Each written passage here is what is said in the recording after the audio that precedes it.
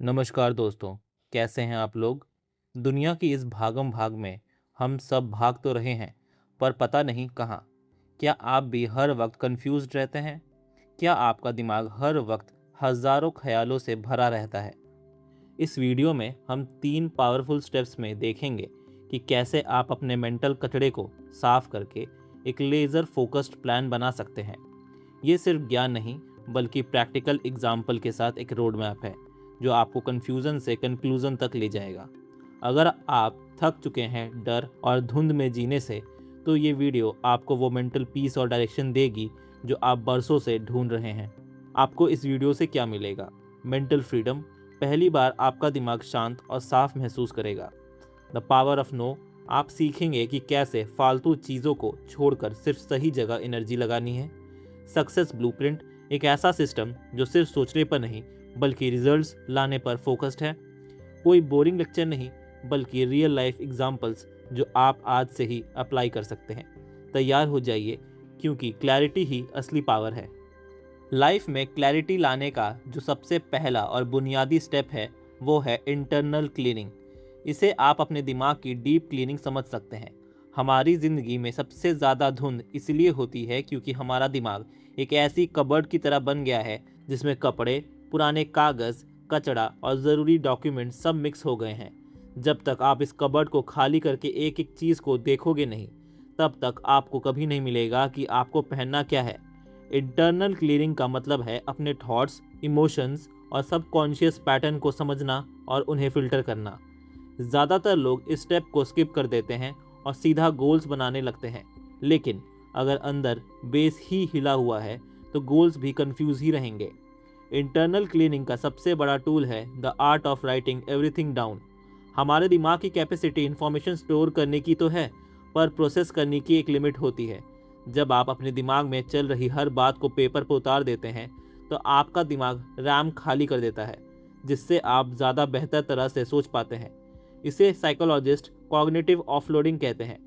जब तक बात दिमाग में है, वो एक घोस्ट की तरह आपको डराती रहेगी, पर जैसे ही वो पेपर पर आती है, तो वो सिर्फ एक प्रॉब्लम बन जाती है जिसे सॉल्व किया जा सकता है। मानो एक लड़का है, राहुल, जो एक आईटी कंपनी में सॉफ्टवेयर इंजीनियर है।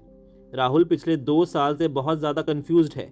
उसे लगता है कि उसे अपनी जॉब छोड़कर कंटेंट क्रिएशन या फोटोग्राफी में चला जाना चाहिए, लेकिन वो डिसीजन नहीं ले पा रहा। रोज़ सुबह वो उठता है, टेंशन में ऑफिस जाता है और रात को थक कर सो जाता है। उसके दिमाग में क्लैरिटी ज़ीरो है। Step 1, the brain dump. सब कुछ बाहर निकालना। राहुल एक डायरी लेता है, बिना सोचे समझे सब लिखता है। मुझे मैनेजर की बातें बुरी लगती है। मुझे डर लगता है कि अगर पैसे ख़त्म हो गए तो क्या होगा। क्या मैं सच में अच्छी फ़ोटो खींचता हूँ या सिर्फ हॉबी है? घर वाले क्या सोचेंगे? शर्मा जी का बेटा तो प्रमोशन ले गया। जब राहुल ये सब लिखता है, तो उसे समझ आता है कि उसकी कन्फ्यूज़न करियर को लेकर कम और लोग क्या कहेंगे और पैसा को लेकर ज़्यादा है। Step 2, identifying source of fog. लिखते वक्त राहुल को रियलाइज़ होता है कि उसका पैशन फोटोग्राफी नहीं है, बल्कि उसका एस्केप है। वो जॉब से इतना फ्रस्ट्रेटेड है कि उसे लगता है फोटोग्राफी ही रास्ता है, लेकिन रियलिटी में वो फोटोग्राफी को एज अ करियर सीरियस नहीं ले रहा, बस भाग रहा है। Clarity hit. मुझे जॉब नहीं छोड़नी, मुझे अपनी टीम बदलनी है या वर्क लाइफ बैलेंस ठीक करना है। Step 3, the Y analysis. Rahul खुद से सवाल पूछता है, अगर मुझे आज 10 करोड़ रुपए मिल जाएं, तो क्या मैं कल सुबह उठकर फोटोग्राफी करूंगा? अगर जवाब हाँ है, तो पैशन असली है। अगर जवाब नहीं, मैं बस सोना चाहता हूँ, तो इसका मतलब राहुल को सिर्फ रेस्ट चाहिए, क्लैरिटी नहीं। Step 4, emotional detachment. Internal cleaning में हमें अपने इमोशंस को अलग करना होता है। राहुल ने रियलाइज़ किया कि उसका डर, फियर असली नहीं था, बल्कि वो सिर्फ कंपैरिजन कर रहा था। उसने सोशल मीडिया पर अपने दोस्तों की फेक कूल लाइफ देखी और उसे लगा कि लाइफ बेकार है। इंटरनल क्लीनिंग ने उसे बताया कि उसका रास्ता अलग है। इंटरनल क्लीनिंग के फ़ायदे। जब आप इस तरह से डिटेल में अपने अंदर की सफाई करते हैं, तो कुछ बदलाव आते हैं। First, mental space. आपका दिमाग नए आइडियाज़ के लिए जगह बनाता है। Second, emotional stability. आप छोटी बातों पर गुस्सा या परेशान होना बंद कर देते हैं, क्योंकि आपको पता है कि प्रॉब्लम दिमाग में नहीं, सिर्फ सिचुएशन में है। Third, honesty. हम अक्सर दुनिया से झूठ बोलते हैं, पर खुद से भी बोलने लगते हैं। इंटरनल क्लीनिंग हमें खुद के सामने ऑनेस्ट कर देती है। इंटरनल क्लीनिंग का मतलब ये नहीं कि आपको सारे जवाब मिल जाएंगे, बल्कि इसका मतलब ये है कि आपने गलत सवालों को हटा दिया है। जब कचरा हट जाता है तो बचा हुआ रास्ता ही आपकी क्लैरिटी है। इसके लिए रोज 10 मिनट का सेल्फ टॉक या जर्नलिंग जरूरी है। बिना दिमाग साफ किए कोई भी स्ट्रैटेजी या प्लानिंग काम नहीं करेगी, क्योंकि आपका दिमाग ही उसे ब्लॉक कर देगा।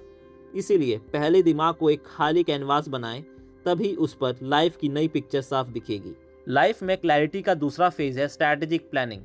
पहले पार्ट में हमने दिमाग का कचरा साफ किया, लेकिन दिमाग खाली करने के बाद उसमें एक मैप बनाना जरूरी है। अगर आपके पास दुनिया की सबसे तेज कार है और दिमाग साफ है, लेकिन आपको पता ही नहीं कि जाना कहाँ है, तो आप बस गोल गोल घूमते रहेंगे। स्ट्रैटेजिक प्लानिंग का मतलब है अपनी एनर्जी को एक लेज़र बीम की तरह फोकस करना, ना कि एक बल्ब की तरह जो हर तरफ रोशनी तो देता है पर कहीं हीट जनरेट नहीं कर पाता। नॉर्मल भाषा में कहें तो ये फेज सिस्टम बनाने का है। क्लैरिटी उन लोगों को मिलती है जिनके पास एक सॉलिड नो कहने की लिस्ट होती है। हमें लगता है कि सब कुछ करने से प्रोग्रेस होगी, लेकिन असल में प्रायोरिटी वर्ड का मतलब ही यही है कि एक चीज़ जो सबसे ऊपर हो। जब हम प्रायोरिटीज़ कहते हैं तो हम खुद को धोखा दे रहे होते हैं। स्ट्रैटेजिक प्लानिंग आपको बताती है कि आपकी लाइफ के लिमिटेड रिसोर्सेज, वक्त, पैसा और एनर्जी कहाँ इन्वेस्ट होने चाहिए। मान लीजिए आर्यन एक फ्रीलांस ग्राफिक डिज़ाइनर है। आर्यन के पास बहुत सारा काम है, लेकिन वो हर वक्त स्ट्रेस्ड रहता है।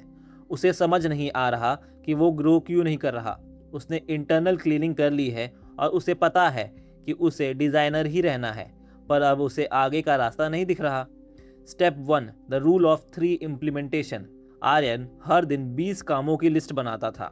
बिल्स भरना, नया सॉफ्टवेयर सीखना, 5 क्लाइंट को मेल करना, जिम जाना, सोशल मीडिया अपडेट करना, एक्सेट्रा।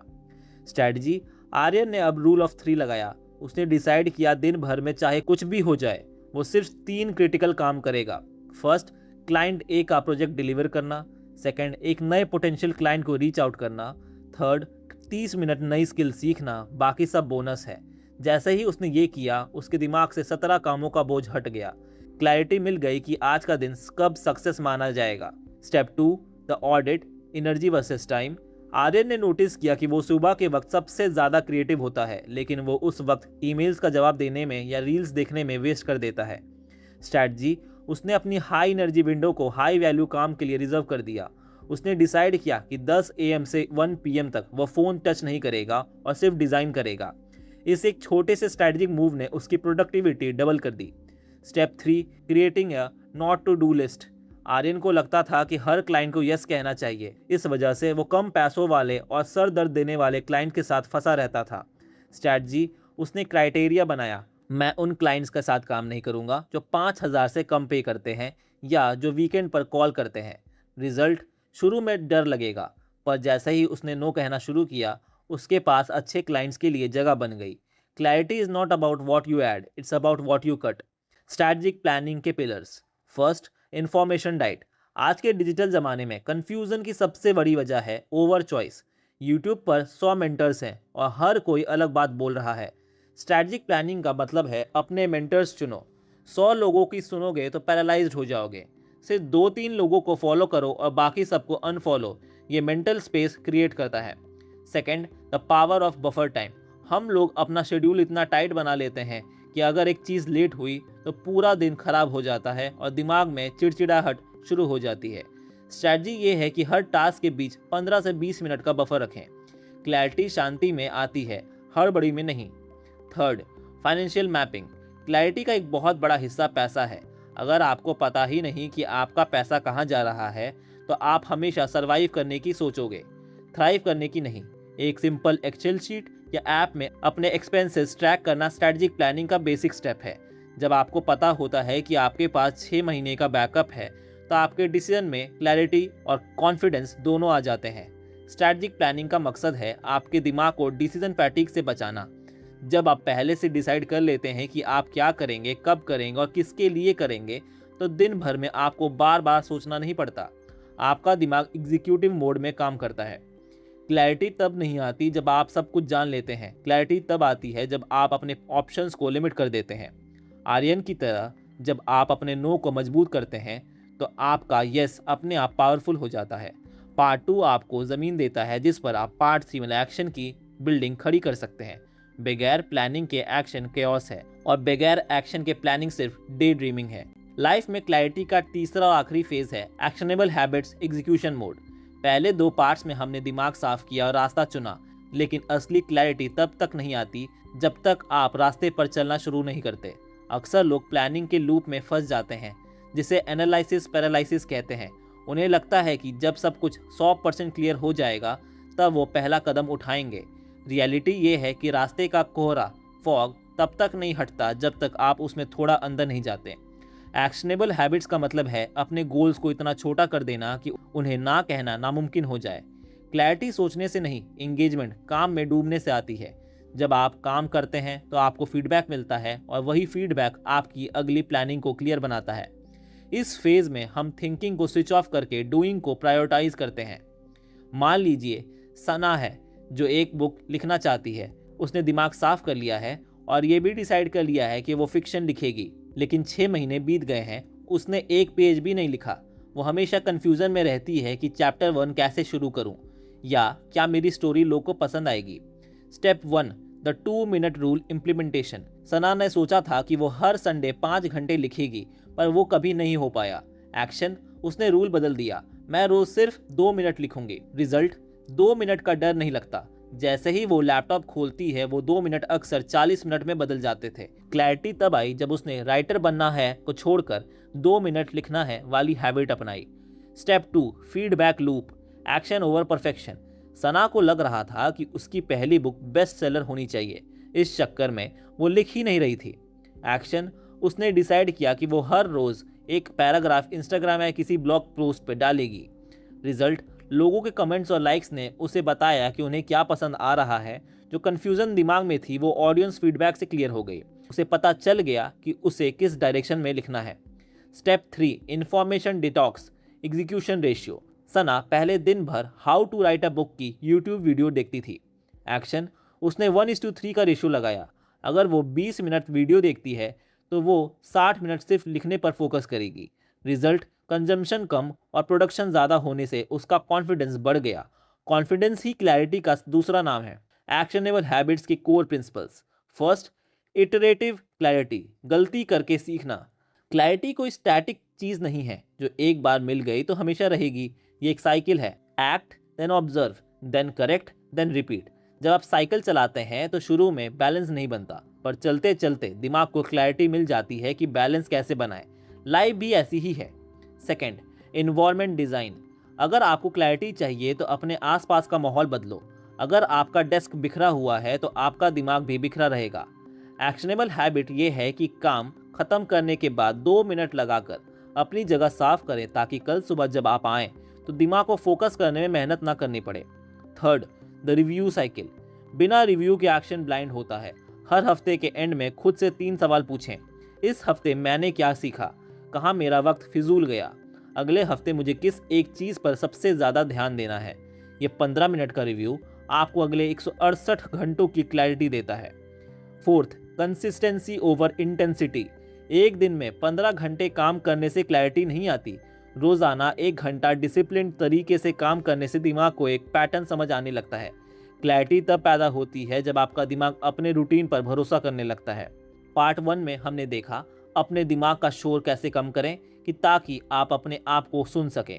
पार्ट 2 में अपने रास्ते चुने और नो बोलना सीखा ताकि एनर्जी वेस्ट ना हो।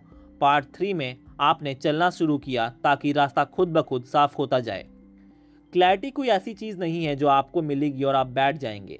ये एक मसल की तरह है। जितना आप सच बोलेंगे, इंटरनल क्लीनिंग करेंगे, जितना आप फोकस करेंगे और जितना आप काम करेंगे, ये मसल उतनी ही मजबूत होगी। याद रखें, the path is made by walking. जब तक आप खड़े हैं रास्ता धुंधला ही रहेगा। कदम उठाइए, क्लैरिटी पीछे पीछे चली आएगी। धन्यवाद।